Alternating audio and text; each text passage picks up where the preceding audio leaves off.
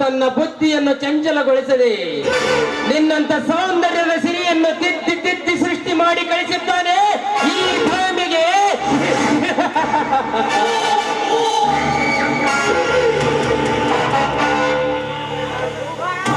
ನಿನ್ನಂತ ಸೌಂದರ್ಯದ ಸಿರಿಯನ್ನು ನಿನ್ನನ್ನು ನೋಡಿದರೆ ಸಾಕು ಸೀತಾ, ನನ್ನ ಕಾಮದ ನರೆಗಳೆಲ್ಲ ಹುಕ್ಕಿ ಶಾಲೆಯಂತೆ ಹರಿದು ಹಾಗೆ ಹತ್ತಿ ಬಿಗಿದಪ್ಪಬೇಕೆನ್ನುತ್ತದೆ ನನ್ನ ಮನೆ.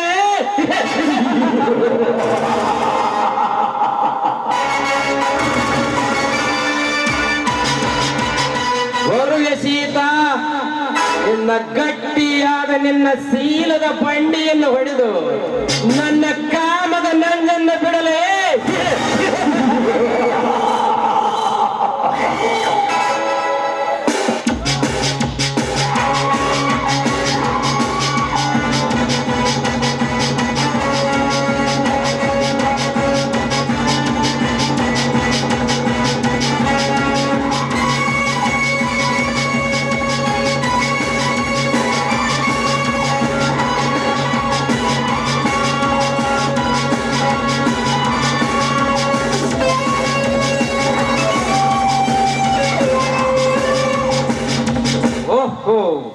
ಯಾವುದೋ ಒಂದು ಬಿಳಿ ಪಾರಿವಾಳ ಮಾಲೀಕನ ಕಣ್ಣು ತಪ್ಪಿಸಿ ಇತ್ತ ಕಡೆ ಬಂದಂತೆಯೇ ಕಾಣುತ್ತದೆ. ಬರಲಿ ಬರಲಿ, ಅದರ ಮಕರಂದವನ್ನು ಹೀರಿದರಾಯಿತು.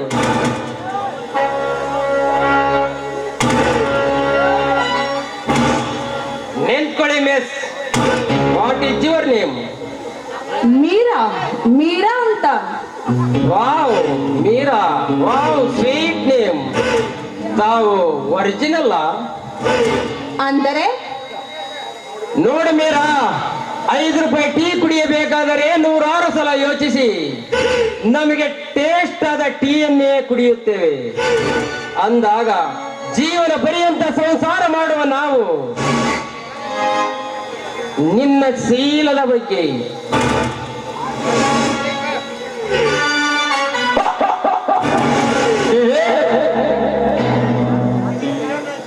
ನಿನ್ನ ಶೀಲದ ಮಜ್ಜಿಗೆಗೆ ಯಾರು ಹೆಪ್ಪನ್ನು ಹಾಕಿಲ್ಲವೇ ಎಂದು ಕೇಳಿದೆ.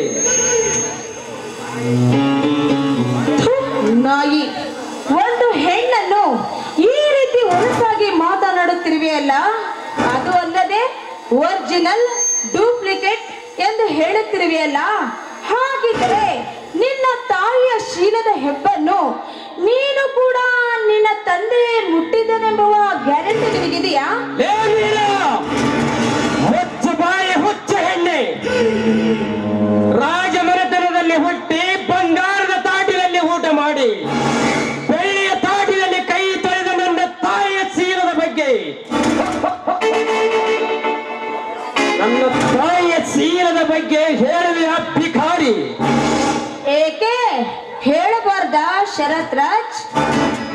ಕಂಡ ಹೆಣ್ಣು ಮಕ್ಕಳನ್ನು ಒರಿಜಿನಲ್ ಎಂದು ಹೇಳುವ ನೀನು ನಿನ್ನ ಮನೆತನದ ಬಗ್ಗೆ, ಹೆಣ್ಣ ಬಗ್ಗೆ ಈ ರೀತಿ ಹೇಳಿದರೆ ನಿನಗೆ ಇಷ್ಟೊಂದು ಕೋಪವೇ? ಏ ಮೀರಾ, ಹತ್ತು ಮೀರಿದಿದೆ ನಿನ್ನ ಮಾತಿನ ದಾಟಿ. ನಾನ್ಯಾರು ಗೊತ್ತಾ? ಈ ಜಿಲ್ಲೆಯ ಮಂತ್ರಿ ಪ್ರತಾಪ ಗೌಡರ ತಮ್ಮ ಶರತ್ ರಾಜ್. ನಾ ಮನಸ್ಸು ಮಾಡಿದರೆ ನಿನ್ನ ಶೀಲದ ಗದ್ದಿಗೆಯನ್ನು ಗೊತ್ತಿ ನಿನ್ನ ಶರತ್ ರಾಜನೆಂಬ ಪಿಂಡವನ್ನು ಬೆಳೆಸುವೆ ನಿನ್ನ ಹೊಟ್ಟೆಯಲ್ಲಿ. ಬಾನಾರಿ ಸುಖಮಾರಿ ಹದವಾಗಿದ್ದ ನಿನ್ನ ಭೂಮಿಯಲ್ಲಿ ಮಕ್ಕಳ ಬೀಜವನ್ನು ಬಿತ್ತುವೆ. ಕೈ ಬಿಡಲೇ ಪಾಪಿ, ಸಿಕ್ಕ ಪರ ನಾರಿಯರ ಹೊಟ್ಟೆಯಲ್ಲಿ ನಿನ್ನ ಬೀಜವನ್ನು ಬಿಟ್ಟರೆ ನೀನು ಕಟ್ಟಿಕೊಂಡ ಹೆಂಡತಿಗೆ ಬೀಜ ಇಲ್ಲದಂತಾಗುತ್ತದೆ. ಆ ನಂತರ ನಿನ್ನ ಹೆಂಡತಿ ಬೇರೆ ಒಬ್ಬ ಪುರುಷರ ಗಂದಿಗೆ ಬೀಜವನ್ನು ಕೇಳಬೇಕಾಗುತ್ತದೆ. ಹುಷಾರ್. ಬಾಯಿ ಬಡ ಬಾಯಿ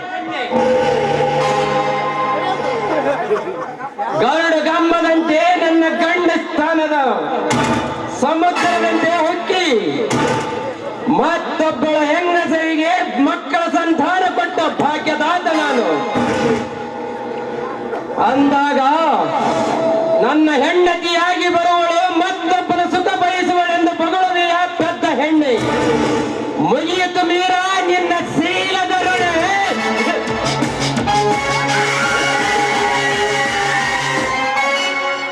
ನಿಂತ್ಕೊಳ್ಳಿ ಶರತ್ರಾಜ್. ನೋಡಿ, ನೀವು ಮೇಲಾಗಿ ಶ್ರೀಮಂತರು, ಅದು ಅಲ್ಲದೆ ರಾಜಕೀಯ ವ್ಯಕ್ತಿಗಳು. ಅಂದ ಮೇಲೆ ನೀವು ನನ್ನನ್ನು ಮನಸ್ಸು ಮಾಡಿ ನಾನು ಹೇಳಿದಂತೆ ಕೇಳಿದರೆ, ನಾನು ಒಂದು ಹೇಳುವ ನಿರ್ಧಾರಕ್ಕೆ ಬಂದರೆ ಸರಿ ಹೋಗುತ್ತದಲ್ಲವೇ? ನಿರ್ಧಾರನ? ಅದು ಯಾವ ನಿರ್ಧಾರ ಮೀರಾ? ನೋಡಿ, ನೀವು ಕೊನೆಯವರೆಗೂ ನನ್ನ ಬಾಳ ಸಂಗಾತಿಯಾಗಿ ನೋಡಿಕೊಂಡು ನನ್ನ ಕೈ ಹಿಡಿದರೆ ನಾನು ನಿಮಗೆ ಸುಖ ಕೊಡುವೆ. ಅದಕ್ಕೆ ನಿಮ್ಮ ಅಭಿಪ್ರಾಯವೇನು? ನಿಜನ ಮೀರಾ? ನೋಡಿ, ನಿಮ್ಮ ಆಣೆಯಾಗಿಯೂ ಸತ್ಯ. ಈ ಮಾತು ಯಾವತ್ತಿದ್ದರೂ ಸತ್ಯ ಸತ್ಯ. ಐ ಲವ್ ಯು ರಾಜ.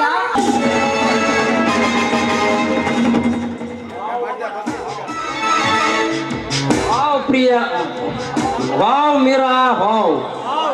ನೀ ಹಾಡಿದ ನಾಡು ಎಂದು ಕೇಳರಿಯದ ಈ ಹಸುರ ನಿನ್ನ ಮಧುರ ಗೀತೆಯನ್ನು ಕೇಳಿ ಮನಸ್ಸು ತೃಪ್ತಿಯಾಯಿತು.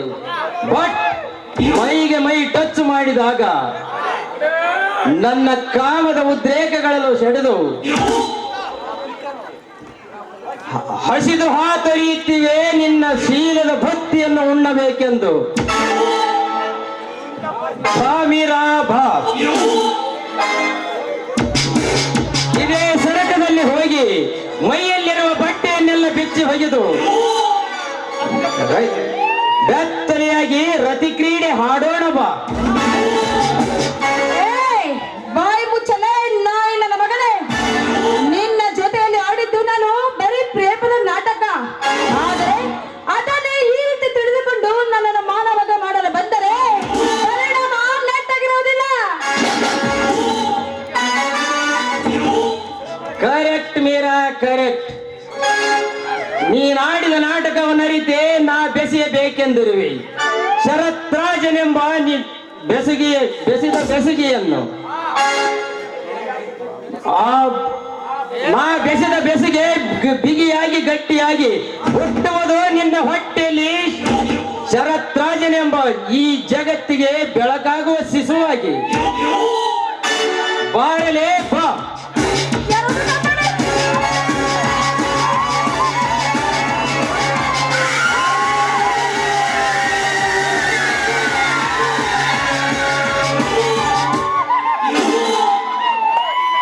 ಏಯ್, ಕೈ ಬಿಡಲೇ ಚುಚ್ಚ ನನ್ನ ಮಗನೇ. ಏಯ್, ಯಾರಲೇ ನೀನು? ದೇಶ ಕಾಯುವವನನ್ನು ಸೈನಿಕ ಅಂತಾರೆ, ರಾಜ್ಯ ಆಳುವವನನ್ನು ನಾಯಕ ಅಂತಾರೆ,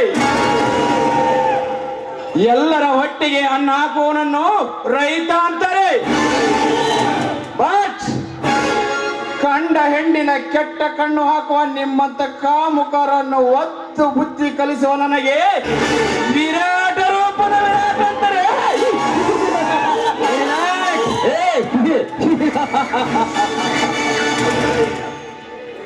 ವಿರಾಟ್, ಉಸಿರು ನಿಂತ ಮೇಲೆ ಹೆಣ ಅಂತಾರೆ, ಉಸಿರು ನಿಂತ ಮೇಲೆ ತಾಯಿ ಅಂತಾರೆ.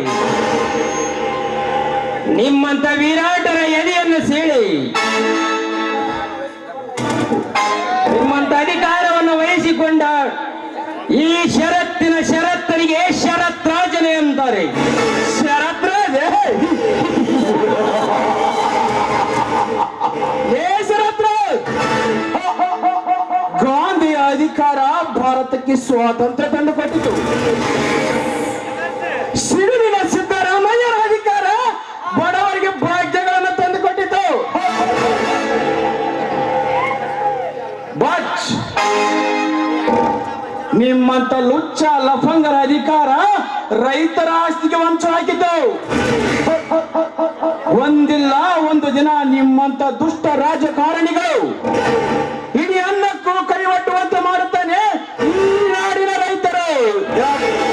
ಎಚ್ಚರ ಬರಲಿ, ಎಚ್ಚರ.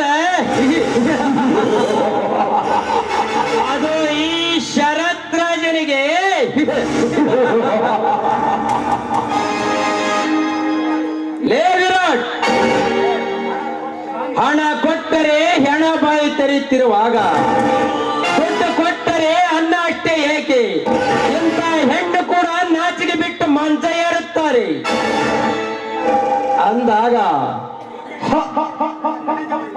ಅಂದಾಗ ದುಡ್ಡಿನಿಂದ ಈ ರೈತರ ಖನಿಜವನ್ನೇ ಖರೀದಿ ಮಾಡಬಹುದು. ಅದು ನಿಮ್ಮಪ್ಪನಿಂದಲೂ ಸಾಧ್ಯವಿಲ್ಲ ಶರತ್ರಾಜ್. ರೈತ ಮನಸ್ಸು ಮಾಡಿದರೆ ನೀನೊಂದು 100 ಕೋಟಿ ಕೊಟ್ಟರೂ ಸಹ ನಿನಗೆ ಒಂದು ಕಾಳು ಸಹ ಸಿಗದಾಗಿ ಮಾಡುತ್ತಾನೆ. ಆದರೆ ಮಕ್ಕಳು ಬದುಕಿಕೊಳ್ಳಲಿ ಎಂದು ನಿಮಗೆ ಹಣದ ರೂಪದಲ್ಲಿ ಅನ್ನದ ಭಿಕ್ಷೆಯನ್ನು ಹಾಕುತ್ತಿದ್ದಾರೆ ಈ ನಾಡಿನ ರೈತರು. ರೈತ ರೈತ ರೈತ ರೈತ ಯಾವ ನೆಲೆಯಲ್ಲಿ ಇವನು ರೈತ? ನಾವು ಕೊಡ್ತಕ್ಕಂತ ಹಣಕ್ಕೆ ಆಸೆ ಬಿದ್ದು ತನ್ನ ಆಸ್ತಿಯನ್ನೇ ನಮಗೆ ಕೊಡುತ್ತಿದ್ದಾನೆ.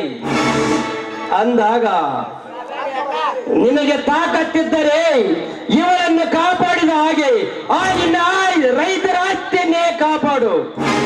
ಆವಾಗ ನೀನೊಬ್ಬ ಗಂಡಸು ಎಂದು ನಾನು ಕರೆಯುತ್ತೇನೆ. ಇದು ಚಾಲೆಂಜ್. ಬರುತ್ತೇನೆ. ಗುಡ್ ಬಾಯ್.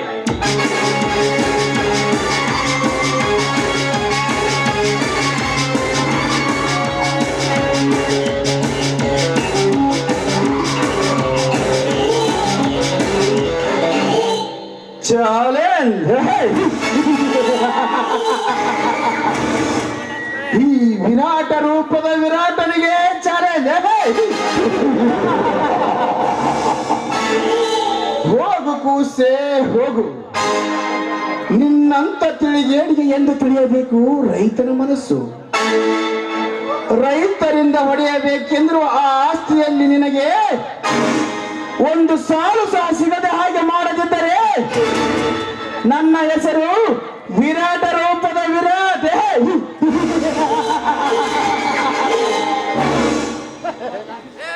ಇರಲಿ, ನಿಮ್ಮ ಹೆಸರು?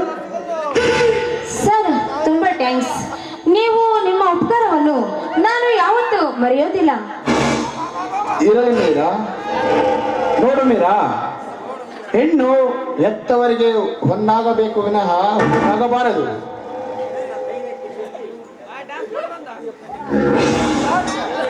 ನಿನ್ನ ಧೈರ್ಯಕ್ಕೆ ಮೆಚ್ಚಿ ಆ ಭಗವಂತ ನನ್ನನ್ನು ಇಲ್ಲಿಗೆ ಕಳಿಸಿದ್ದಾನೆ.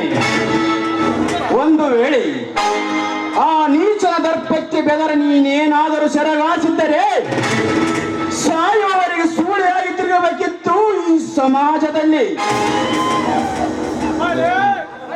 ಸರ್ ನೋಡಿ, ನಾನು ಮಾನವಂತರ ಮನೆತನದಲ್ಲಿ ಹುಟ್ಟಿದಂತ ಹೆಣ್ಣು ಅಂದ ಮೇಲೆ ನಾನು ಶೀಲವನ್ನು ಕಳೆದುಕೊಂಡು ಬಾಳುವುದಿಲ್ಲ.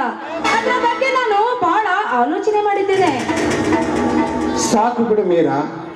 ಇಷ್ಟೊಂದು ತಿಳಿದುಕೊಂಡ ನಿನ್ನಂತ ಶೀಲವತಿಯರ ಮೈ ಮುಟ್ಟುವ ತಾಕತ್ ಇನ್ಯಾರಿಗಿದೆ? ಹಾ, ನಾನಿನ್ನು ಬರಲೇ? ಸರ್, ಒಂದು ನಿಮಿಷ ನಿಂತ್ಕೊಳ್ಳಿ. ಹೇಳು ಮೀರಾ, ಯಾಕೆ?